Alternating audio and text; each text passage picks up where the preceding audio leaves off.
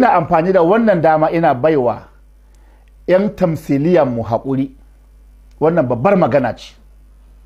'Yan tamsiliya mun san aro shekaru aro ana yin tamsiliya shine drama.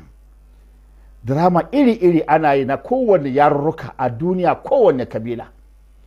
Mu ba mu kalubalantan 'yan wasan drama ko Kannywood ko Kannycat ba ma kalubalantan ku, ba ma yin haka.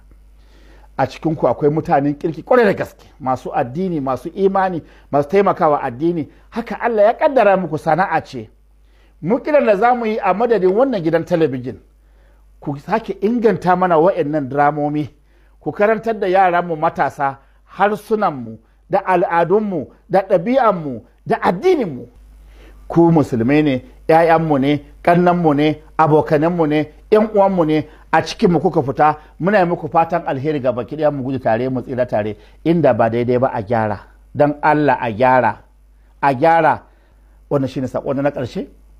aqulu qawli hadha wa astaghfirullah li wa lakum wa lisa'il muslimina min kulli dhanbin fastaghfiruhu yaghfir lakum innahu huwal ghafurur rahim.